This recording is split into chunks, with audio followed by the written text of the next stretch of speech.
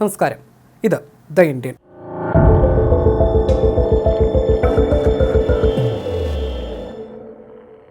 പത്ത് ദിവസം നീണ്ട രക്ഷാദൗത്യം അവസാനിപ്പിച്ച് വയനാട്ടിലെ ദുരന്തബാധിത പ്രദേശങ്ങളായ മുണ്ടക്കൈ, ചൂരൽമല എന്നിവിടങ്ങളിൽ നിന്നും സൈന്യം മടങ്ങുകയാണ്. നാട്ടുകാരുടെ ഹൃദയം കവർന്നാണ് സൈന്യം മടങ്ങുന്നത്. അതീവ ദുഷ്കരമായ ദൗത്യമായിരുന്നു സൈന്യം ഏറ്റെടുത്തത്. വയനാട്ടിൽ നിന്നും മടങ്ങുന്ന സൈന്യത്തിന് സർക്കാരും ജില്ലാ ഭരണകൂടവും യാത്രയപ്പ് നൽകും. സൈന്യത്തിന്റെ എല്ലാ സംഘങ്ങളും മടങ്ങുകയാണ്. ഈ സൈനിക സംഘത്തിൽ മാസ്ക് ധരിച്ച ഒരു ഉദ്യോഗസ്ഥനുണ്ട്, ലഫ്റ്റനന്റ് കേണൽ ഋഷി രാജലക്ഷ്മി. അദ്ദേഹം ധരിച്ച ആ മാസ്കിന് പിന്നിൽ ഒരു വലിയ കഥയുണ്ട്. തീവ്രവാദികളുമായി ഏറ്റുമുട്ടി മരണമുഖത്ത് നിന്ന് തിരികെ കയറിയ മേജർ ഋഷിയുടെ പോരാട്ട വീര്യത്തിന്റെ ആ കഥ ഏറെ ആവേശകരവുമാണ്. രാജ്യത്തിന്റെ മുൻ കരസേനാ മേധാവി general Bipin Rawat the most fearless man അഥവാ ഏറ്റവും ഭയമില്ലാത്ത മനുഷ്യൻ എന്ന് വിശേഷിപ്പിച്ച പട്ടാളക്കാരൻ lieutenant colonel Rishi Rajalakshmi 2017 March 4 കശ്മീരിലെ പുൽവാമയിൽ ഭീകരരെ കീഴടക്കാനുള്ള സേനാ ദൗത്യത്തിനിടെ ജെയ്ഷെ മുഹമ്മദിന്റെയും ഹിസ്ബുൾ മുജാഹിദിന്റെയും കേന്ദ്രങ്ങളിൽ നേരിട്ട് ചെന്ന് സംഘത്തലവന്മാരെ അമർച്ച ചെയ്ത ധീര ജവാൻ. മലയാളിയായ ലഫ്റ്റനന്റ് കേണൽ ഋഷി രാജലക്ഷ്മിയാണ് കാരുണ്യത്തിന്റെ സേവനത്തിനായി വയനാട്ടിലെത്തിയത്. ആലപ്പുഴ സ്വദേശിയാണ് കേണൽ ഋഷി രാജലക്ഷ്മി. രാഷ്ട്രീയ റൈഫിൾസിലെ മേജർ പദവി അലങ്കരിച്ച അദ്ദേഹം KSEBിലെ അസിസ്റ്റന്റ് എഞ്ചിനീയർ ജോലി ഉപേക്ഷിച്ചാണ് സൈനിക സേവനത്തിന് ഇറങ്ങിയത്. എഞ്ചിനീയറിംഗ് ബിരുദധാരിയാണ് അദ്ദേഹം. ഇടയ്ക്ക് എയർ ഇന്ത്യയിൽ ജോലി ചെയ്തു. പക്ഷേ സൈനികനാകണമെന്ന അടങ്ങാത്ത അഭിനിവേശമാണ് അദ്ദേഹത്തെ ഇന്ത്യൻ ആർമിയിൽ എത്തിച്ചത്. അങ്ങനെ താൻ സ്നേഹിക്കുന്ന രാജ്യത്തിനു വേണ്ടിയാണ് 2017 മാർച്ച് 4 ആ ദൗത്യത്തിനായി ലഫ്റ്റനന്റ് കേണൽ ഋഷിയും സംഘവും പുറപ്പെട്ടത്. ദ്രാലിലെ ഒരു ഗ്രാമത്തിൽ ഒരു വീട്ടിൽ സായുധരായ 2 തീവ്രവാദികൾ കടന്നുകൂടിയിരിക്കുന്നു എന്ന സന്ദേശമാണ് അദ്ദേഹത്തിനും സംഘത്തിന് ലഭിച്ചത്. അല്പം ദൂരെ മറ്റൊരിടത്ത് നാട്ടുകാർക്കായി സംഘടിപ്പിച്ച ഒരു മെഡിക്കൽ ക്യാമ്പിന്റെ തിരക്കിലായിരുന്നു അപ്പോൾ സൈനിക സംഘം. ക്യാമ്പ് മതിയാക്കി ഉടൻ പോരാട്ട ഭൂമിയിലേക്ക് തിരിച്ചു. ഋഷിയുടെ നേതൃത്വത്തിൽ സൈനികർ എത്തുമ്പോൾ പോലീസ് സംഘം സ്ഥലത്തെത്തിയിട്ടുണ്ട്.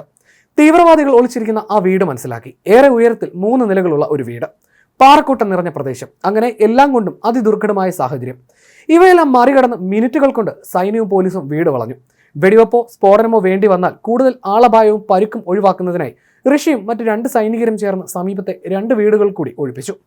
ആയുധങ്ങളുമായി പുറത്തു വന്ന് കീഴടങ്ങാനുള്ള സൈന്യത്തിന്റെ ആഹ്വാനത്തിന് തീവ്രവാദികളിൽ നിന്ന് യാതൊരു അനുകൂല പ്രതികരണവും ഉണ്ടായില്ല. സൈന്യം ആക്രമണം തുടങ്ങിയാണെന്ന് സൂചന നൽകിയതോടെ വീട്ടിലുണ്ടായിരുന്ന മറ്റുള്ളവർ പുറത്തേക്ക് ഓടി രക്ഷപ്പെട്ടു. വീടിന്റെ അടുക്കള ഭാഗത്തിന് മോർട്ടാർ ആക്രമണത്തിലൂടെ സൈന്യം തീയിട്ടു. എന്നിട്ടും തീവ്രവാദികൾ അനങ്ങിയില്ല. ഇതോടെ വീട് തകർത്ത് തീവ്രവാദികളെ വധിക്കാൻ തന്നെ സൈന്യം തീരുമാനമെടുത്തു. ഏത് നിമിഷവും ചീറിപ്പാഞ്ഞു വരുന്ന വെടിയുണ്ടകളും പ്രതീക്ഷിച്ച് മേജർ ഋഷി തീവ്രവാദികൾ ഒളിച്ചിരുന്ന ആ വീടിനുള്ളിലേക്ക് പ്രവേശിച്ചു. അപ്രതീക്ഷിത ഇടത്തു നിന്നായിരുന്നു അപ്പോൾ ഒരു വെടിയുണ്ട ചീറിപ്പാഞ്ഞു വന്നത്.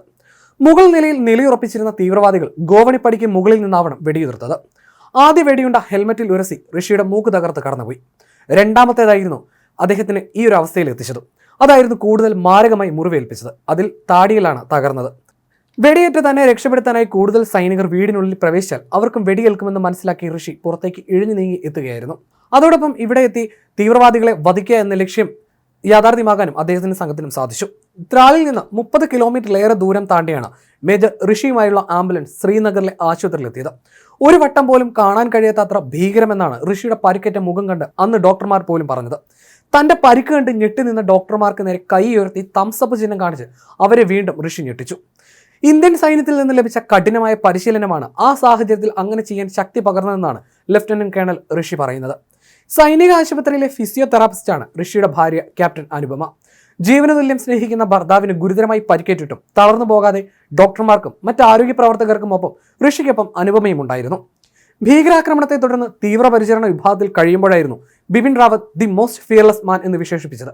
തകർന്ന മുഖം നേരെയാക്കുന്നതിന് വേണ്ടി ഇതുവരെ 23 ശസ്ത്രക്രിയക്കാണ് അദ്ദേഹം വിധേയനായത്.